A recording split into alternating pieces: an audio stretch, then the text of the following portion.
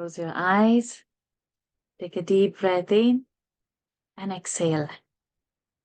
Take a deep breath in and exhale. Take a deep breath in, hold it there. Oh.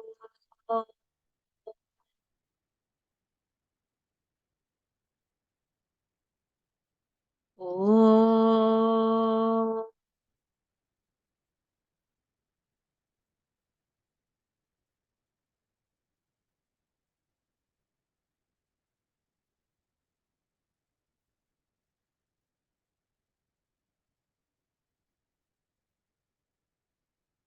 Om Shri Ganeshaya Namaha.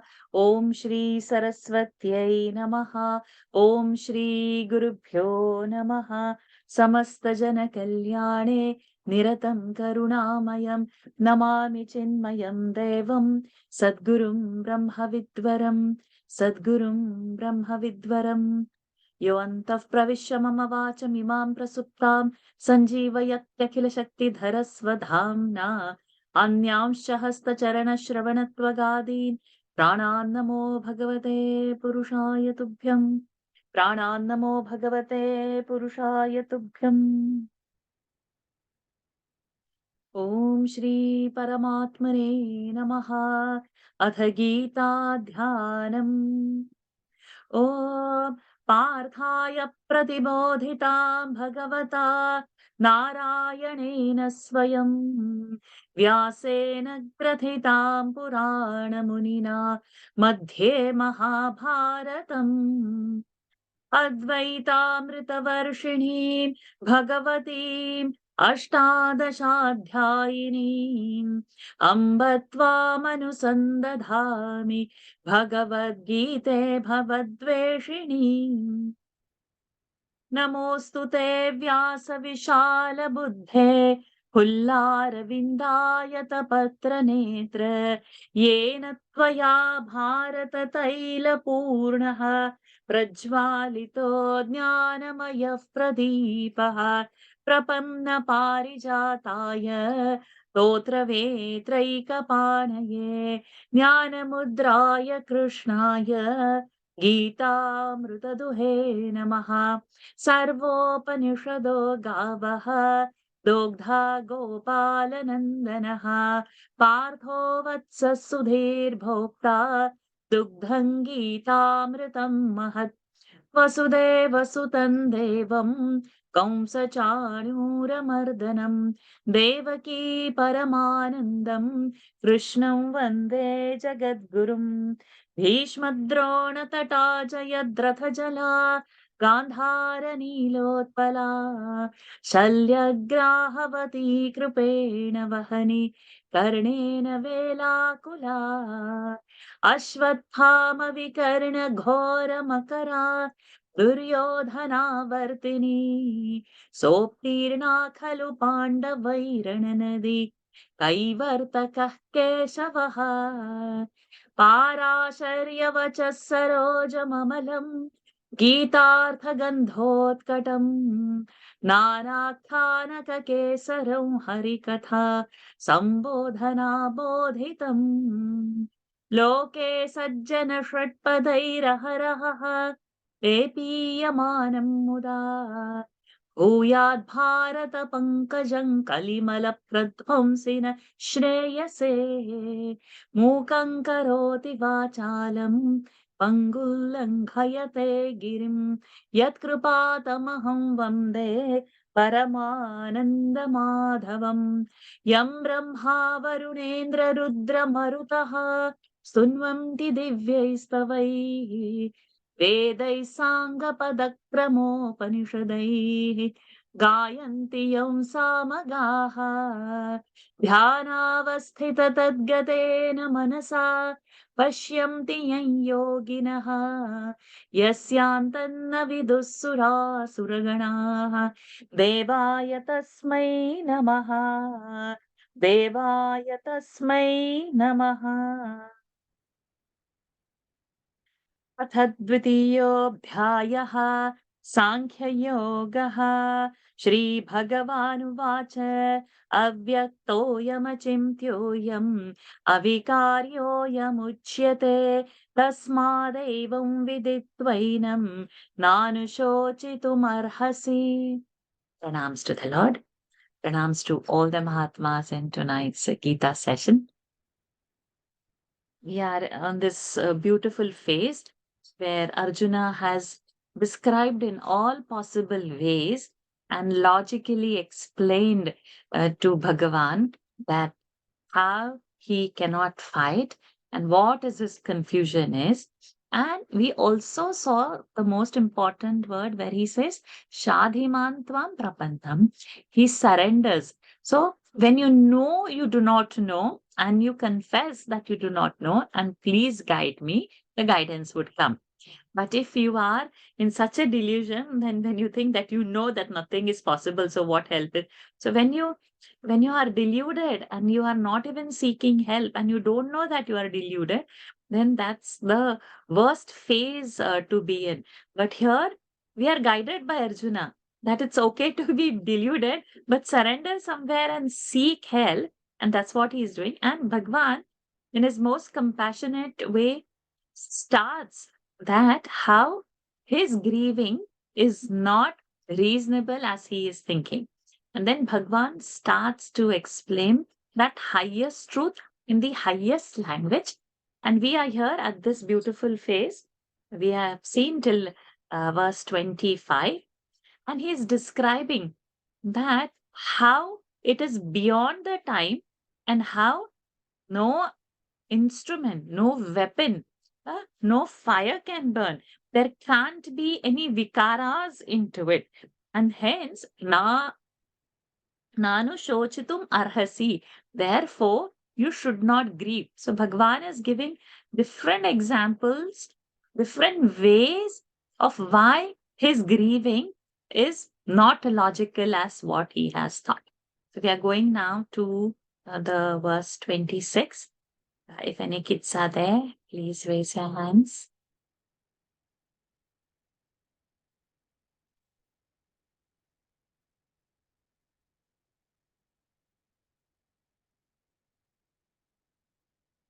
Kids. Yeah, Aniruddha is there. Aniruddha, come over. We didn't raise your hands. Auntie, which verse again? Okay, chapter 2, verse number 26.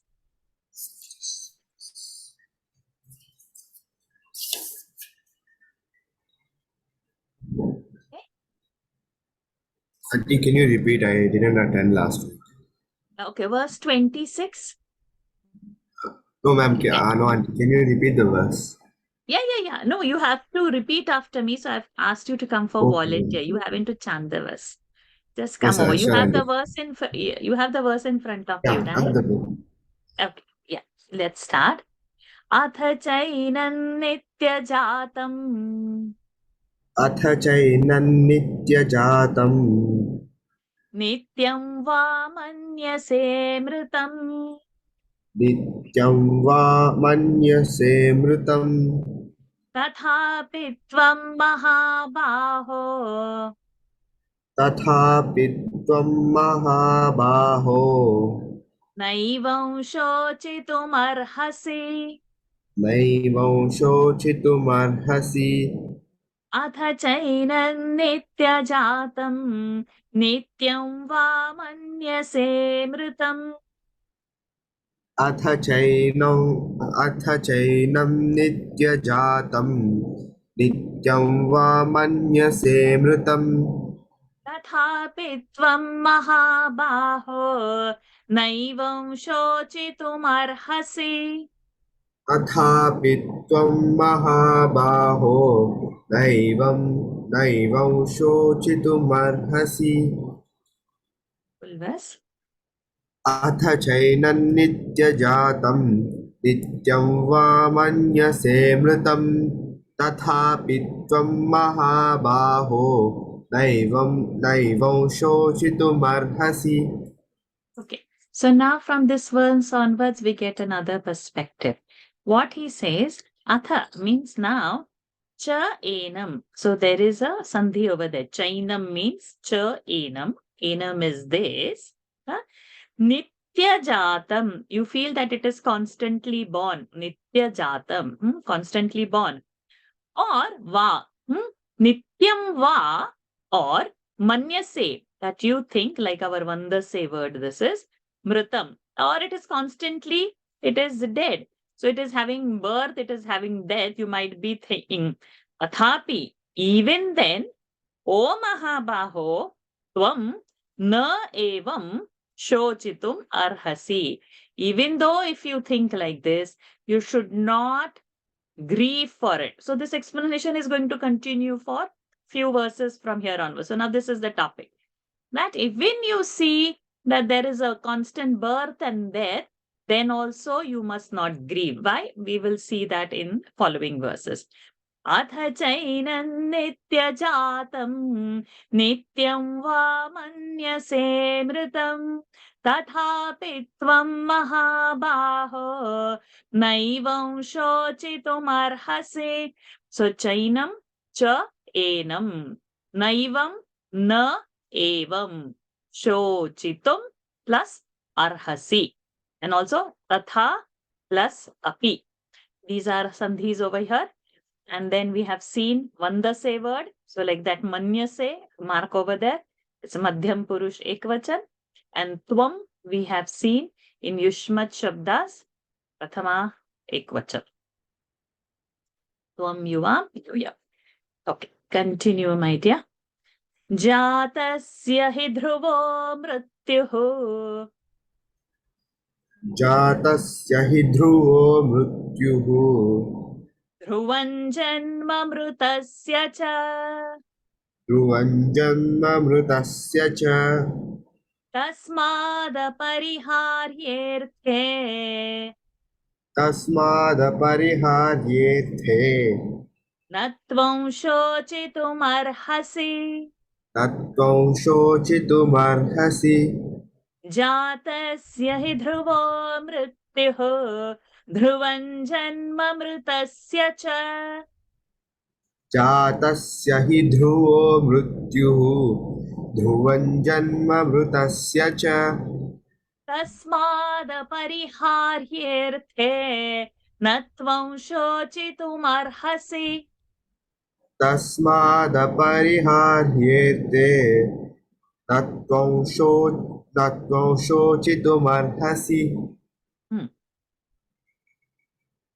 जातस्य हि ध्रुवो मृत्युः ध्रुवं जन्ममृतस्य च तस्मादपरिहार्येऽर्थे न त्वं शोचितुमर्हसि. So now again that same thought line is continuing. Jatasya. So we have not seen this vibhakti. It is the shashti of the people who are born. Dhruvaha, sure shot. Mrityuhu. Those who are born, that is sure for them. Dhruvam janma.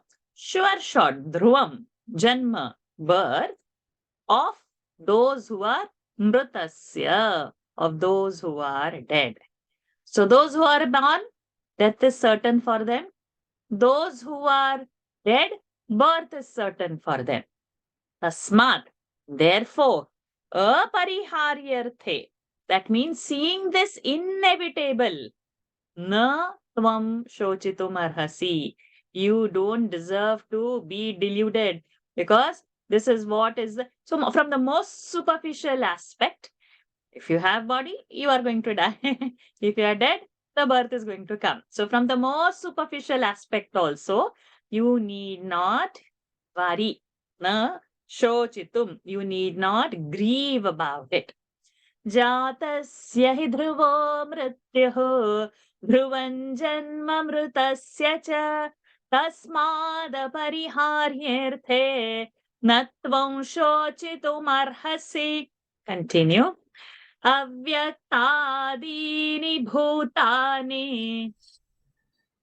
अव्यक्तादीनि भूतानि व्यक्तमध्यानि भारत व्यक्तमध्यानि भारत अव्यक्तनिधनान्येव अव्यक्तनिधनान्येव तत्र का परिदेवना तत्र का परिदेवना अव्यक्तादीनि भूतानि व्यक्तमध्यानि भारत अव्यक्तादीनि भूतानि व्यक्तमध्यानि भारत अव्यक्तनिधनान्येव तत्र का परिदेवना अव्यक्तनिधनान्येव तत्र का परिदेवना अव्यक्तादीनि भूतानि व्यक्तमध्यानि भारत अव्यक्तानिधनान्येव अव्यक्तनिधनान्येव तत्र का परिदेवना So avyakta adini adi beginning avyakta unmanifest. So it is unmanifest in the beginning. Then who? This bhutani, the people who are having birth and death. Then what happens? Vyakta madhyani.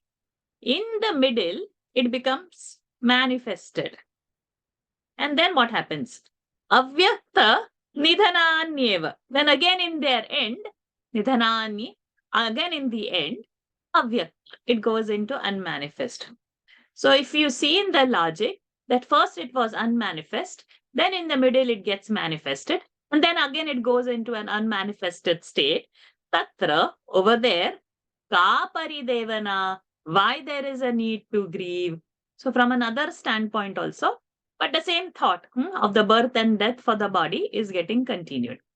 अव्यक्तादीनि भूतानि व्यक्तमध्यानि भारत अव्यक्तनिधनान्येव तत्र का परिदेवना. Any kids are there? No? Okay. Let's have the adults raise hand. First, we have to start with Harishji and Jalshaji because last time you had missed the chance. So please come. Yeah. So now we go back to the Trishtup Chanda. Ascharyavat pashyati kaschidенम्. आश्चर्यवत् पश्यति कश्चिदेनम्. आश्चर्यवत् पश्यति कश्चिदेनम्. आश्चर्यवद् वदति तथैव चान्यः. आश्चर्यवत् वदति तथैव चान्यः. आश्चर्यवद्वति तथैव चान्यः. वदति. आश्चर्यवद् वदति. आश्चर्यवद्वति तथैव वदति. वदति no. वदति. वदति. वद वदति. आश्चर्यवद् वदति. आश्चर्यवद् वदति तथैव चान्यः. आश्चर्यवच्चैनमन्यः शृणोति. आश्चर्यवच्चैनमन्यः शृणोति. आश्चर्यवश्चैव नमन्यः शृणोति. आश्चर्यवच्चैनमन्यः शृणोति. आश्चर्यवच्चैनमन्यः शृणोति. अन्यः नो. अन्यः शृणोति. आश्चर्यवच्चैनमन्यः शृणोति. अन्यः don't say. अन्यः शृणोति. आश्चर्यवच्चैव अन्यः शृणोति. चैन मन्यः शृणोति. आश्चर्यवच्चै अन्यः शृणोति. चैन. ओके. आश्चर्यवच्चैन अन्यः शृणोति. चैन मन्यः शृणोति. चैन मन्यः शृणोति. चैन्य मन्यः शृणोति. You repeat after me. आश्चर्य. आश्चर्य. वच्चैनम्. वच्चैनम्. अन्यः शृणोति. Anya Shrunoti. So that chainam anya chainamanya shrunoti. Chainam Anya Shrunoti. Ascharyavat chainamanya shrunoti. Ascharyavat Anya Shrunoti. Correct. Shrutvaapyenam vedana chaiva kaschet. श्रुत्वापेन्यं वेदन Aha. चैव Shrutvaapyenam. श्रुत्वाप्येनं वेदन चैव कश्चित् Shrutvapyenyam Vedana. Yenam. Shrutvaapyenam. Shrutvapyenam Vedana Chayukashi. Yenam. Shrutvaapyenam. Shrutvapyenam. Yenam. Vakara. Okay. Yes. Shrutyapyenam. Shrutva. Yenam. Yenam. Ma you should say, no? Anuswara. Okay. Shrutvapyenam. Shrutvaapyeno. Anuswara over there. Ma you should do because next word is Ved. Shrutvapyenam. Enau. Get Okay. way. Shrutvapyenau. Vedana chaiva kaschit. वेद Vedana chaiva kaschit. Vedana chaiva kaschit. Ascharyavat pashyati kaschidенam. Ascharyavad vadati tathaiva chanyaha. आश्चर्यवत् पश्यति कश्चिदेनम् आश्चर्यवद्वदति वद्वदति तथैव चान्यः Ascharyavatpshati kaschidena. Ascharyavat pashyati. Ascharyavat pashyati kaschidena. Ascharyavat Kaschidенam. kaschidенam. Ascharyavat vadati tathaiva chanyah. Correct. Ascharyavat chainamanya shrunoti. Shrutvaapyenam vedana chaiva kaschet. आश्चर्यवच्चैनमन्यः शृणोति श्रुत्वाप्येनं वेद न चैव कश्चित् Ascharyavat शृणोति श्रुत्वापयेन्यं वेद न चैव कश्चित्. Shrutvaapyenam. श्रुत्वाप्येनं वेद न चैव कश्चित्. Say the full verse. आश्चर्यवत् पश्यति कश्चिदेनम् आश्चर्यवत् वदति तथैव चान्यः आश्चर्यवच्चैनमन्यः शृणोति श्रुत्वाप्येनं वेद न चैव कश्चित् Very good. आश्चर्यवत् पश्यति कश्चिदेनम् आश्चर्यवदति वदति तथैव चान्यः आश्चर्यवच्चैनमन्यः शृणोति. Anyaha, don't say. Anyah shrunoti. Visarga shakara should happen. आश्चर्यवच्चैनमन्यः शृणोति श्रुत्वाप्ययेनं वेद न चैव कश्चित्. Ascharyavat. What? When it comes, it means like. Ascharyavat, like a wonder. Pashyati, see. Kaschit. Kaschit means some. Some people see this as a ascharya, as a wonder. So, kaschit. When we remove the sandhi, that the kara will become ta, halantata. Then, enam, that is the word, means this. This, some see like a wonder, ascharyavat. Then, next, ascharyavat.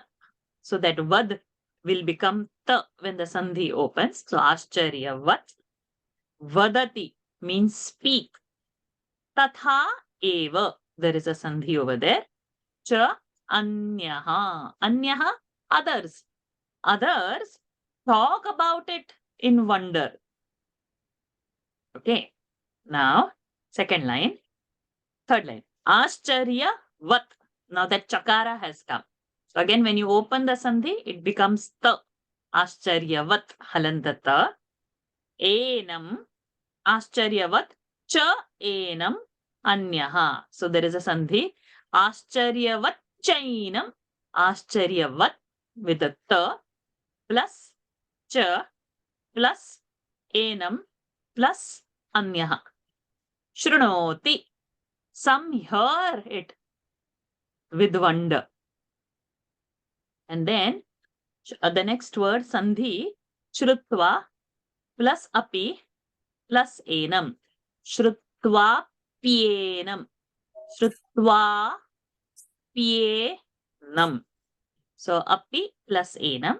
Please mark this and keep, because I'm going to take one sandhi class when it becomes year. So now we saw all the versions of Ascharyavat we saw. The first Ascharyavat with Paschati was Ascharyavat in original form. The second Ascharyavat Vadati, the ta has become the over there. Then third one, Ascharyavat Chainam, the ta has become cha over here. So how does this change? There are some rules for that. We will take one class once we complete our Vibhaktis. I think Vibhakti, I'll just give one whole chart in one go now. And then we go and figure, like now today I've said Shashti in between. We will be hearing Panchami. So I'll just complete that. So once the whole chart is ready, the clarity will come more, I feel. Shrutva api enam. Veda means no, na, don't know. Cha eva kaschit. So some talk about in wonder, some see about in wonder, some hear about in wonder. But having heard all about it also, nobody knows it. Like us, right? We talk about it, we know, okay, some Atma, some Paramatma, some life after death, some Papa Punya, some Karma, we know everything. But do we actually know? We actually don't know the truth, but we know there is something. So we will talk, we will see, we'll feel wonder, we will hear about it, we will listen to various Swamijis in the Vedanta class, we will be probably good Vedanta Pandits also, memorize so many Upanishads and all probably, but still, na Vedana kaschit, shrutva api, having heard it also, it's not easy to grasp because it is very subtle. You feel, and then it slips. You feel you get it, and then it is not. So it is that subtle truth is being spoken about. So Bhagavan says that it is like a wonder.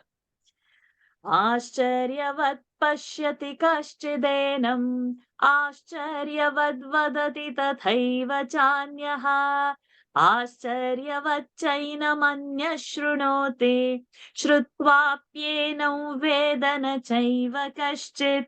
Continue. Dehi nityamavadhyoyam. देहि नित्यमवध्योऽयम् देवी नित्यं वद्योऽयम् Nityama.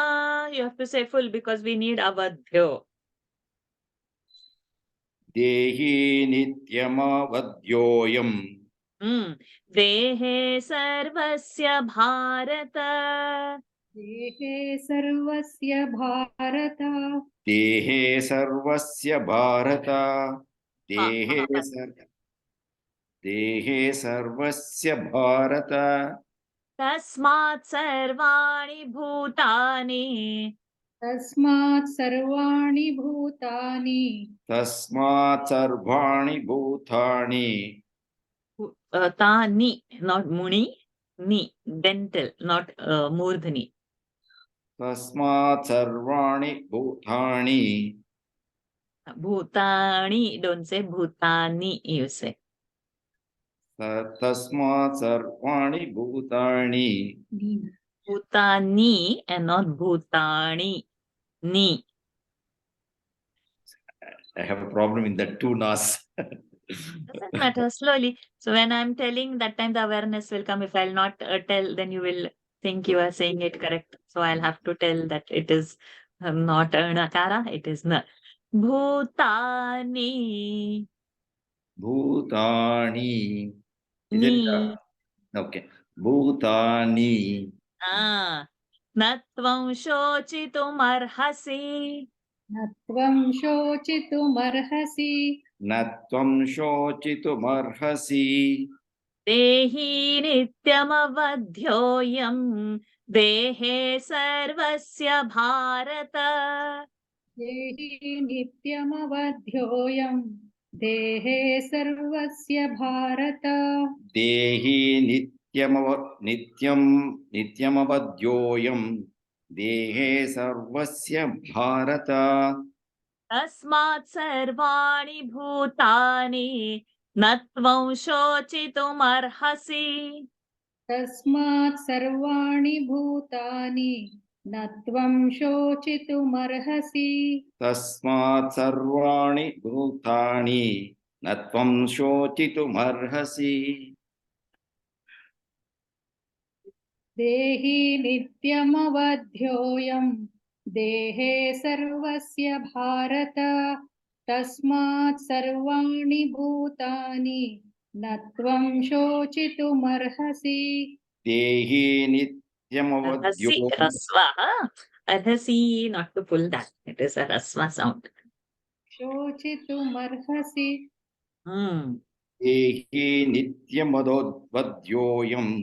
Dehi nityamavadhyoyam Dehi nityamavadyoyam. nityama. Nityama nityamavadyoyam. Hmm. Dehe sarvasya bharata. Tasmat varnani bhutani. Sarvani, not varnani, sarvani. Okay. Tasmat sarvani bhutani.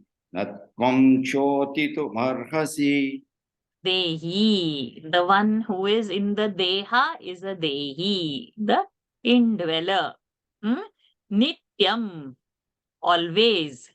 Avadhyaha means which cannot be distracted. Ayam. So this one, this dehi is a avadhyaha. It is a nityam. Dehe, in the body. This is the seventh case, Saptami, which says the location. In the body, sarvasya, of all. O Bharata. So what he's trying to say? In all the bodies, the dehi is always going to be indestructible. The deha can die, but not the dehi. The bodies can come and go, but not the dehi. The indweller is avadhyaha. It is nityam. It is always there. Tasmat. Therefore, sarvani bhutani. So for all the creatures, for all the bhutas, na tvam shochitum arhasi. You do not grieve for all the bhutas, therefore, because there is no death for the dehi.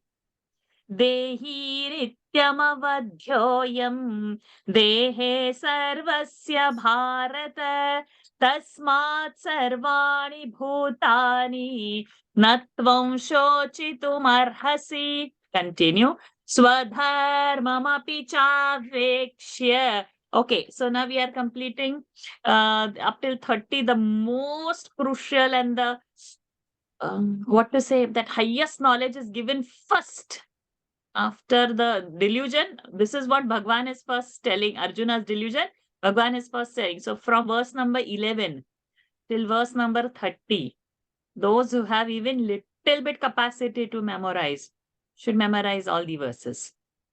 But those who think memorizing is not their cup of tea, then at least verse number 11, they should.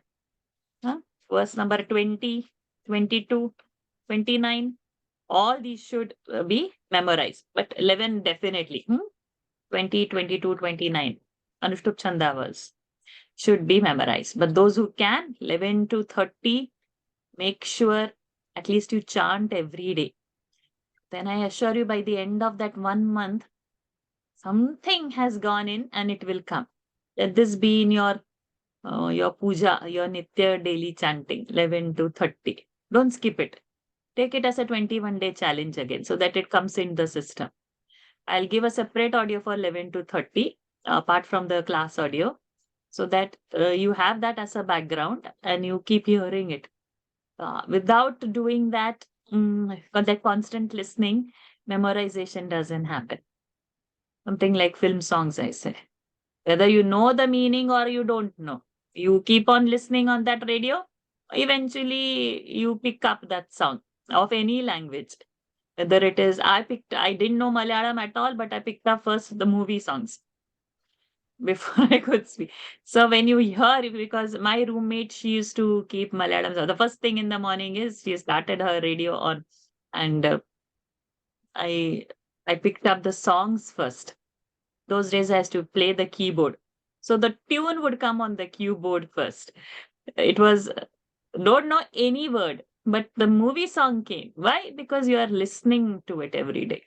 So point over here is, it's not that we don't know to memorize. We don't take sufficient effort and we don't put the intent that I can memorize. We have concluded that I cannot memorize and this is not my age. It's like the conclusion in the mind. But if you hear, I really, I bet that you would memorize it. Anyhow, you would memorize it if you would take effort. So I'll give a separate audio for that. Now let's continue. Varshaji, may I ask a question, please? Yeah. In the verse 29, there are these Pashyati and Vadati and Shrunoti, which are all Parasmaipadi. But Correct. what about the Shrutva? Okay, that is our Tvanta Vyay.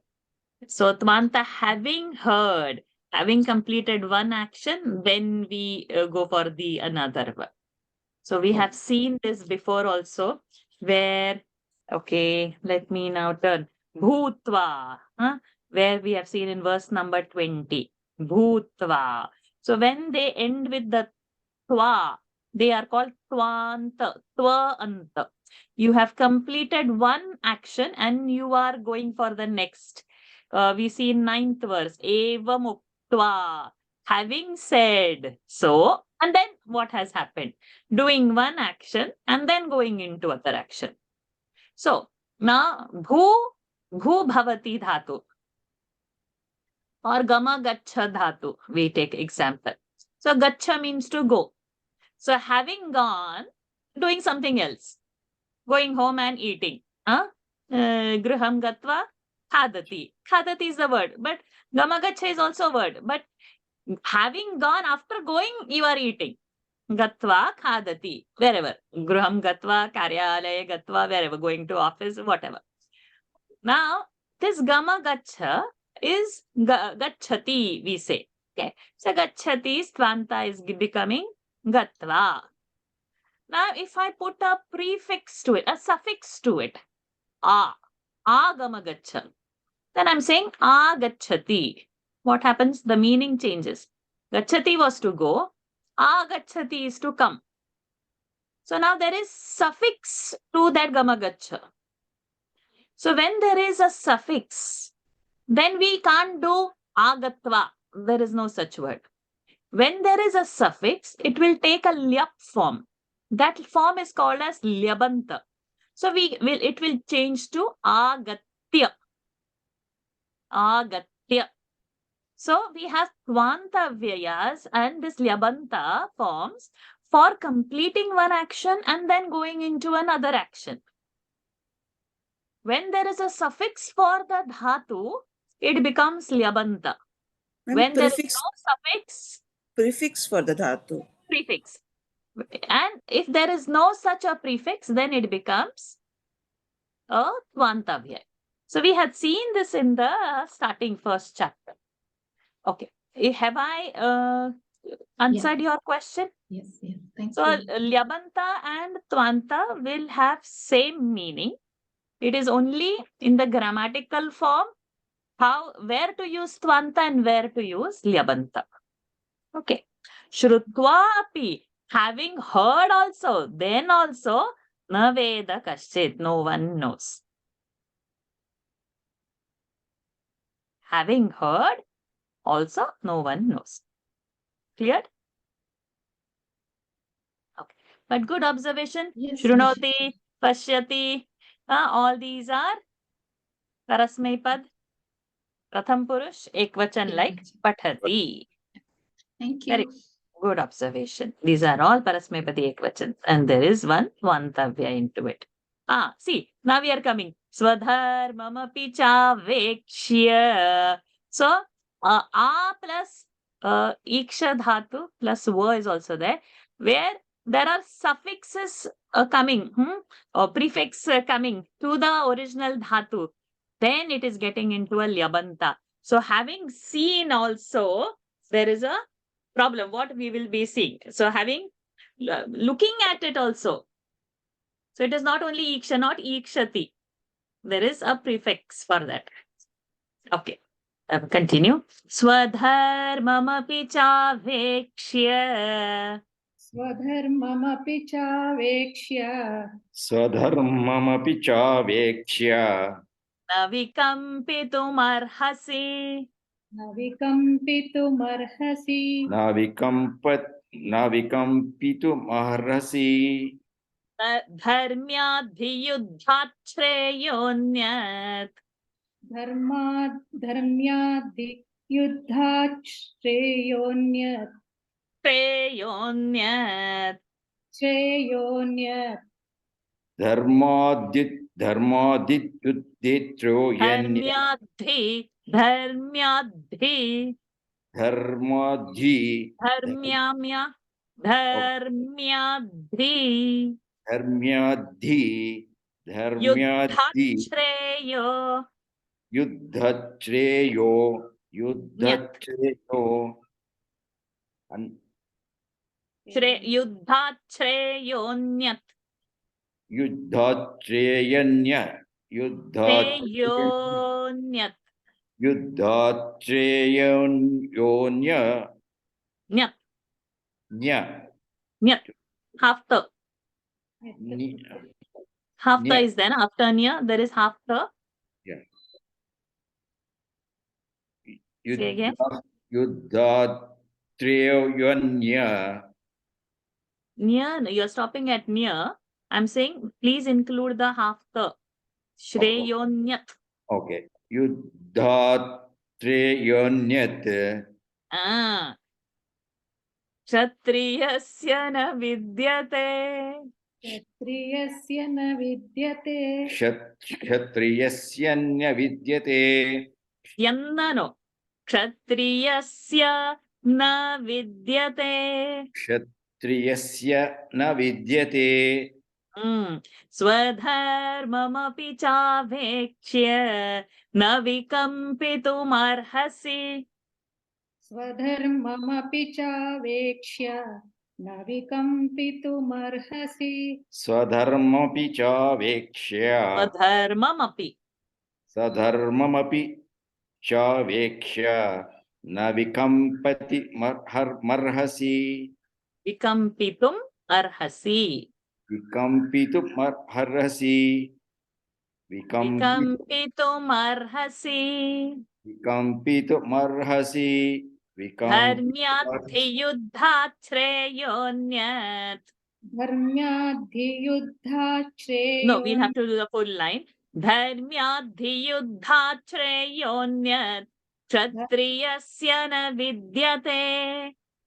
धर्म्याद्धियुद्धात् श्रेयोन्यत् क्षत्रियस्य न विद्यते dharmad yuddhachreyon Dharmyadhi. dharmyadhi yuddhachreyonyat kshatriyasya na vidyate स्वधर्ममपि चावेक्ष्य न विकम्पितुमर्हसि धर्म्याद्धियुद्धात् श्रेयोऽन्यत् क्षत्रियस्य न विद्यते. स्वधर्ममपि चावेक्ष्य Dharmam api. Makara is this. Swadharmam api. स्वधर्ममपि चावेक्ष्य न विकम्पति तु मर्हसि धर्म्याद्धि युद्धे श्रेयोऽन्यत् क्षत्रियस्य न विद्यते. Swadharmam. What is your own duty? Aveksha. Analyzing that properly, internalizing what is your own duty, seeing what is your own duty. Na vikampitum. You cannot run away, cannot shun away. Arhasi. You should not be running away from your duty. Dharmyat. Sandhi is there. Dharmyat. After. Yuddhat. After. So dharmyat yuddhat. Panchami over here now. Amongst the yuddha of dharma, shreyaha, higher, anyat, other, kshatriyasya, for kshatriya, na vidyate, there is nothing. There is nothing higher than the war for the righteousness for a kshatriya. So when there is a comparison, more than this, there is nothing more than. When we get this comparison, that time a Panchami is used. Or Panchami is also used as a separation, as a something from somewhere to somewhere, separation from. So when we have to use the word from, or when we have to use amongst many things, or when we have to compare, we have to say more than something, not compare, not amongst. There is for amongst, we have different. More than, then a Panchami Vibhakti comes. So here today we have seen again, in Dehe we saw Saptami, Jatasya we saw Shashti, and now we are seeing Dharmyat Yuddhat. In the battle for the righteousness, Anyat, nothing other, for a kshatriya, shreyaha vidyate. Nothing highest for a kshatriya. Shri Deviji, you are trying to ask me some question. Sorry. So after dharmya, there is a word, there is dhi, So is there there? is so that dhi is coming from ta of dharmya and he. Dharmyat, he, yuddhat. So he is giving for a vakya purti, or sometimes to insist that this is the only thing that is highest for you. There is no other thing. So dharmyat, he, yuddhat. So dharmyat, yuddhat. Anyat shreyaha, kshatriyasya na vidyate. For kshatriya, there is nothing highest. Anything, no? If you come to a doctor, you've got some wound, and if the doctor feigns seeing your blood, then where will you go? Doctor's duty, doctor will have to perform. Some robber is trying to loot you on a gunpoint. You somehow escape and run to a police, saying that he is having a gun, and if the police runs away, then where you will go? Where to seek help from? So everybody has a role to play. And you are supposed to stand up to that role, because people look for that. If you are not doing your role, then there is a problem. There is more papa in doing that. Then don't become a doctor, don't become a police, don't become whatever you are. For that role, what you have become or chosen. Parents, if you have brought children to the world, then it's your duty to look after them. Then you can't say they are a burden or they are a headache. You'll have to manage. You'll have to run your finances in such a way that you are giving them best what is possible in everything, not just with the money, but the education, how you have to bring out everything. There you can't shun away the duty. You can't say, oh, Vairagya has said Abhyasa. I have to do Abhyasa, I have to have the Vairagya and I have to go. No, complete now the duty. Bring them up to their feet and then you can run away. Before that, you cannot run away. Then better not to get married or not to have children. So all this decision has to be first. Once you are in the role, that role you will have to perform. There is no escape from the role. Arjuna is a Kshatriya. For a Kshatriya, he cannot run away from the battlefield. Oh, now sannyasa is best. Not now. Not now. In the battlefield, his role is to fight. He is the king. He cannot run away and go away from his duty. Guruji, Swadharma. dharma and dharmyat, are they two different meanings? Dharmat, is there a word dharmat and dharmyat? Here we have used dharmyat. So in it, it insists in the in it from In it. the dharma. Yeah. Of the dharma. In that dharma, it insists that. Dhanyavad. स्वधर्ममपि चावेक्ष्य न विकम्पितुमर्हसि धर्म्याद्धियुद्धात् श्रेयोऽन्यत् क्षत्रियस्य न विद्यते. Vani and Sridevi, you can come. Yadruchaya chopapannam. Yadruchaya chopapannam. Yadruchaya chopapannam. Svargadvaramapavritam. Svargadvaramapavritam. Svargadvaramapavritam. So there is a dvitva. Ga is a dvitva. Svargadvaramapavritam. Very good. Sukhinaha. Now because ksha is coming, we have to chant this visarga full. It is not sukhina kshatriya. It is sukhinaha kshatriya. There is a pa. So fa should come. Partha. Sukhinaha kshatriya partha. Sukhinaha kshatriyah partha. Sukhinaha kshatriyah partha. Labhante yuddhamidrisham. Labhante yuddhamidrusham. Labhante yuddhamidrisham. So, Nabhante word has come over here. Can anybody tell me like what the word is? Sorry. Atmanepadi. Correct. And to get. Yes. So, Atmanepadi, what form it is? Vandate, the Plural. prathama purush. Vandate, It's Vandante. Plural. Not Vandate, it's plural. Bahuvachan. Bahuvachan. Correct. So, can Correct. anybody run this word for me? All the 9 forms quickly. Labate, labete, labante, Very good. labase, labate, labadve, labe, labavahe, labante. Excellent. Excellent, Somasundaran. So like this, when we get a word, note it down in another book so that you can practice. Yadruchaya chopapannam swargadvaramapavritam. Yadruchaya chopapannam svargadvaramapavritam. Yadruchaya chopapannam svargadvaramapavritam.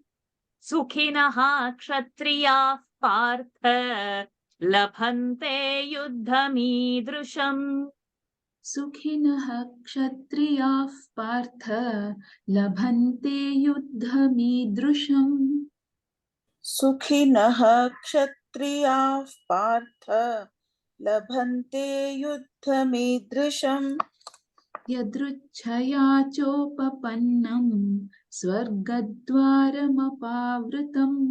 Sukhinaha kshatriyah partha labhante yuddhamidrusham. Yadruchaya chopapannam svargadvaramapavritam. Sukhinaha kshatriyah partha labhante yuddhamidrisham. Parthastha can be a very strong Mahaprana. So Yadrucha. Yadrucha means just by itself, by some grace, by some destiny. And like Mala, we have Malaya, where Akarant striling. What form? Malaya? Tritiya vibhakti. या विभक्ति Tritiya ekvacham. So yadruchaya. Instrumental. By yadrucha. By some grace on itself or by some destiny. Cha upapannam. Upapannam means it has come by some grace. And in this, Swargadwaram, the doors of the heaven, apavritam, open on its own. Therefore, Sukhinaha, that is very happy for who?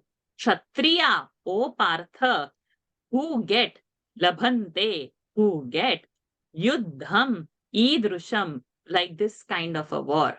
So this kind of a war comes by yadrucha, where the doors of the heaven are open.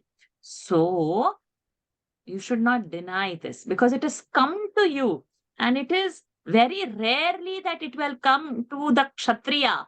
So this is the utmost duty that you have to stand. Like for a doctor to do some surgery, and it is something very rare to get it successful. The doctor has to put all his brains into it to how to make that something that has come so rarely as successful. A police has to solve a case, something rare, something very complicated, and he should not run away that, oh, this is going to be difficult. No, this is my job, so I better do it because it's not going to come so easily. So this is something that you have to stand up to the occasion and look, because this is your highest good. Yadruchaya. Yadrichya word is there in Tamil. It's called Is there? Yadechaya. Yadechaya. Oh, and how does it mean in Tamil, that word? Same meaning, by chance, achanak. Excellent. See? Yadrichaya chopapannam swargadvaramapavritam sukhinaha kshatriya partha labhante yuddhamidrisham atha chetvamimam dharmyam. Atha chetvamimam dharmyam. Nakar, anuswara. Oh yeah, sorry. Atha chetvamimam dharmyam. No. Iman. Atha chetvamimam dharmyam. Atha chetvamimam dharmyam. Sangramanna karishyasi. Sangramanna karishyasi. Sangramanna karishyasi. Tatasvadharmam kirtincha. Tatasvadharman kirtincha. Tatasvadharmam kirtincha. Hitva papamavapsyasi. Hitva papamavapsyasi. See, that hitva has come. This is twanta. Hitva papamavapsyasi. Atha chetvamimam dharmyam sangramanna karishyasi. I was trying to look out the root of the hitva. I'm not getting it in my mind, but if it will come, I'll say so that it will stay. But that is a twantavya. Atha chetvamimam dharmyam sangramanna karishyasi. Atha chetvamimam dharmyam sangramanna karishyasi. Atha chetvamimam dharmyam sangramanna karishyasi. Tatasvadharmam kirtincha hitva papamavapsyasi. Tatasvadharmam kirtincha hitva papamavapsyasi. Tatasvadharmam kirtincha hitva papamavapsyasi. Atha chetvamimam dharmyam sangramanna karishyasi. Tatasvadharmam kirtincha hitva papamavapsyasi. Atha chetvamimam dharmyam sangramanna karishyasi. ततः स्वधर्मं कीर्तिं च हित्वा पापमवाप्स्यसि. Atha, atha chet, that if you imam dharmyam sangramam, this battle of righteousness, na karishyasi, if you don't do this, tataha, then swadharmam kirtim, in your own duty, swadharmam, kirti, this fame, hitva, having abundant, apam avapsyasi, you are incurring sin. You might be famous, but because you are running away from the battle, you will become infamous that this Kshatriya ran away from the battle. And not only that, infamous, you will also acquire sin for not doing your duty and running away, hitva, abandoning it. अथ चेत्त्वमिमं धर्म्यं सङ्ग्रामं न करिष्यसि ततः स्वधर्मं कीर्तिं च हित्वा पापमवाप्स्यसि अकीर्तिं चापि भूतानि अकीर्तिं चापि भूतानि अकीर्तिं चापि भूतानि कथयिष्यन्ति ते व्ययाम्. कथयिष्यन्ति ते व्ययाम्. So that avagraha, a sign is कथयिष्यन्- there. That also we will learn in one of the sandhis. So remember, te avyayam, but a has disappeared. Avagraha sign has come over there. That S-shaped sign is called S-shaped sign is called as avagraha, and that is one of the sandhi rule. When it happens, we will see in the sandhi class. Sandhi class, I'm going to take independent of the Gita class. One class we need to sit and learn that after we complete the Vibhakti class. All should be present. Please don't run away. It's very interesting. Okay, go ahead. कथयिष्यन्ति ते व्ययाम् सम्भावितस्य च कीर्तिः सम्भावितस्य च कीर्तिः सम्भावितस्य च कीर्तिः मरणादतिरिच्यते मरणादतिरिच्यते मरणादतिरिच्यते अकीर्तिं चापि भूतानि कथयिष्यन्ति ते व्ययाम्. अकीर्तिं चापि भूतानि कथयिष्यन्ति ते व्ययाम्. अकीर्तिं चापि भूतानि कथयिष्यन्ति ते व्ययाम् सम्भावितस्य च कीर्तिः मरणादतिरिच्यते. सम्भावितस्य च कीर्तिः मरणादतिरिच्यते सम्भावितस्य च कीर्तिः मरणादतिरिच्यते. अकीर्तिं चापि भूतानि कथयिष्यन्ति ते व्ययाम्. सम्भावितस्य च कीर्तिः मरणादतिरिच्यते. अकीर्तिं चापि भूतानि कथयिष्यन्ति ते व्ययाम् सम्भावितस्य च कीर्तिः मरणादतिरिच्यते So akirti means being infamous. Then bhutani, people, kathaishyanti, they will talk about your dishonor. Te avyayam, continuously, forever. They will talk about your akirti. And sambhavitasya, for sorry, today I didn't keep it closer to me. Sorry. So for the people who are having the honor, this akirti maranat, more than death. Again, we have seen this now, fifth case, maranat, more than, it exceeds, atirichyate, exceeds the death. means that dishonor which people are going to talk about you, you wouldn't be able to digest that and you will suffocate it. And death is better than living with the dishonor words of people keeping on saying that forever and forever. It's not going to end. Akirtinchapi bhutani kathayishyamti te vyaya sambhavitasya cha kirtihe maranadatirichyate. For the honored people, sambhavitasya.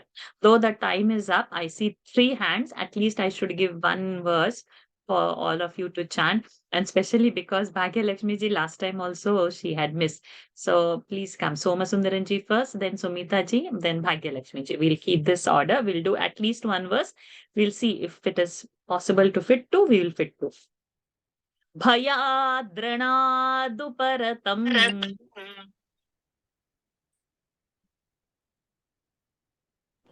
Shall I chant? Yes, it's your turn first. Bhayadranadhuparatam.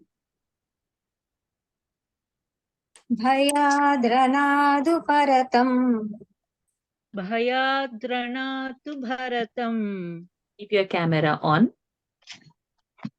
Mamsyante tvamaharathaha.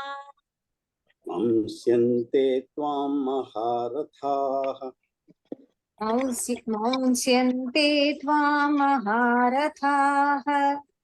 Mamsyante tvam maharataha. Yeshan cha tvam bahumataha. Yeshan cha tvam bahumataha. Yekshan cha tvam bahumataha. Yesham chatvam bahumataha. Bhutva yasyasi laghavam. Sivani, again Tvanta has come. Bhutva. Bhutva yasyasi laghavam. Bhutva yasyasi laghavam. Bhutva yasyasi laghavam.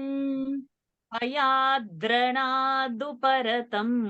Mamsyante tvamaharathaha. Bhayadranaduparatam. Sorry, I muted you by mistake. Can you please unmute and say? I was going to lower your hand, but it got muted. Sorry. Bhayadranaduparatam. Mamsyante tvam maharathaha. Bhayadranaduparatam.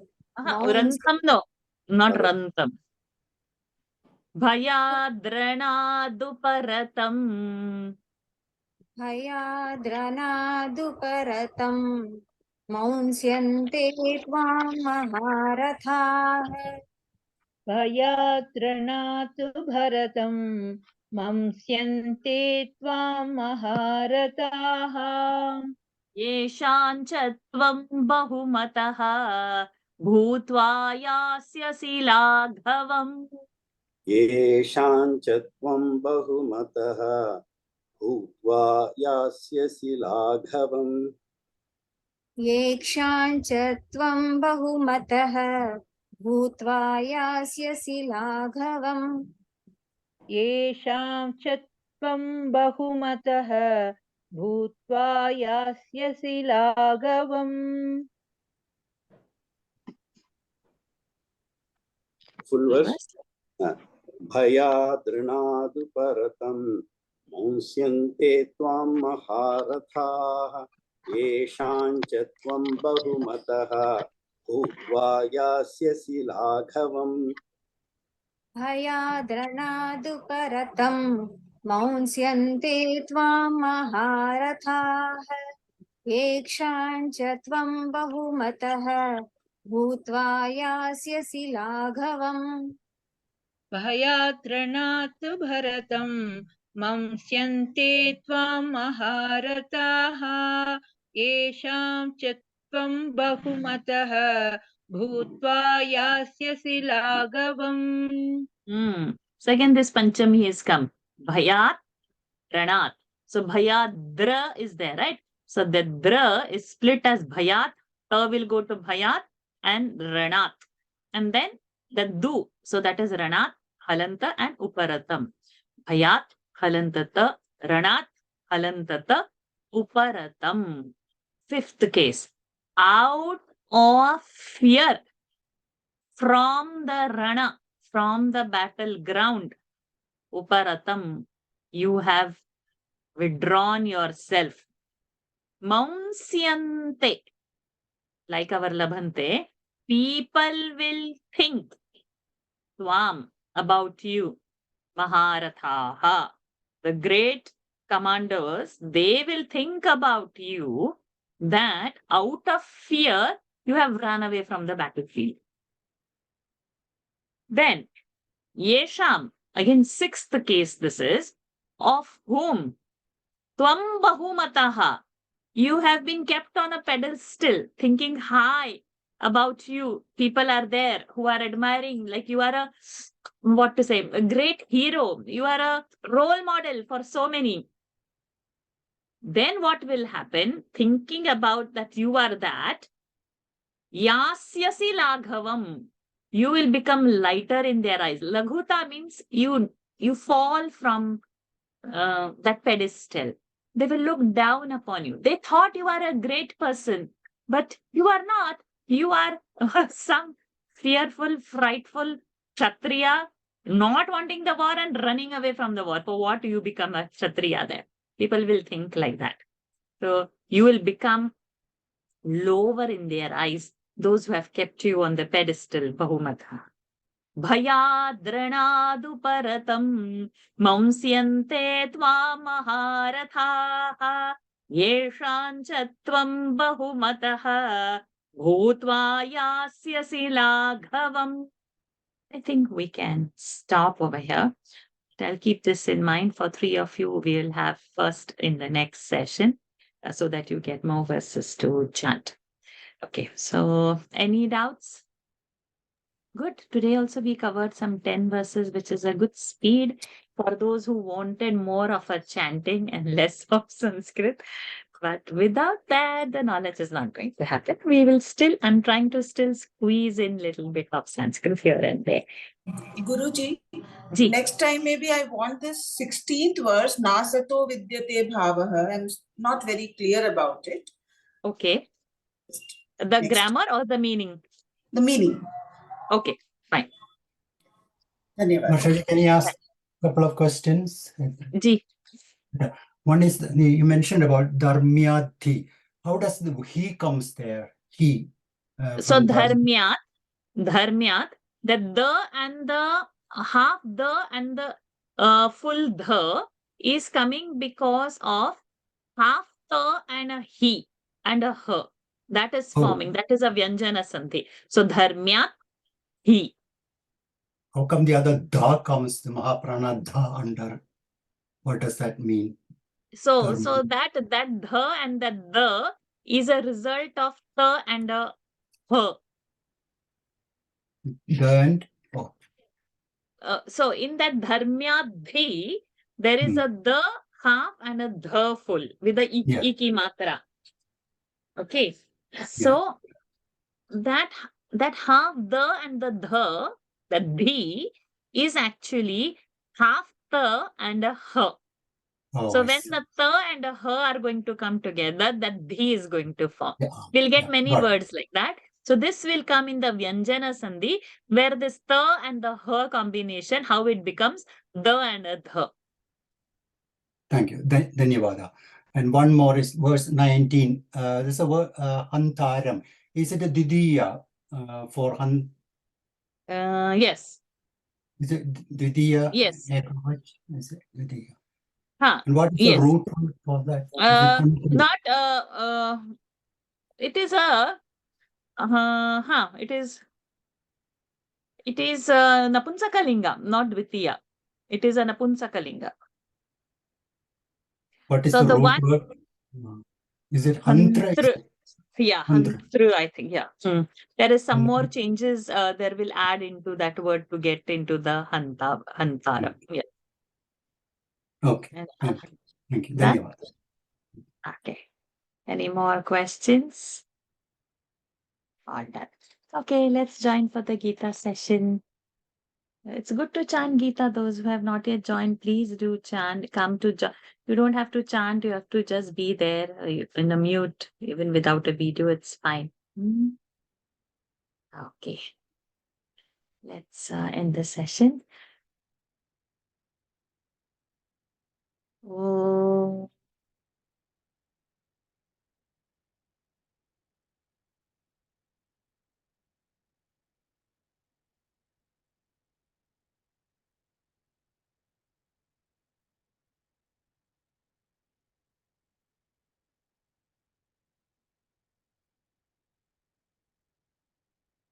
पूर्णमदः पूर्णमिदं पूर्णात् पूर्णमुदच्यते पूर्णस्य पूर्णमादाय पूर्णमेवावशिष्यते ॐ शान्ति शान्ति शान्तिः हरिः ओम् श्रीगुरुभ्यो नमः हरिः ओम् श्रीकृष्णार्पणमस्तु.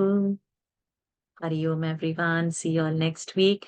Aruna ji, I also suspect it to be, but let me check and then get back. I don't want to put the first word as a wrong. So I'll get back to you on that, Aruna ji. So I've seen your message over there. Hari Om everyone. Hari Om Varsha ji. Hari Om Hari Varsha Om Varsha ji. ji. Hari Om.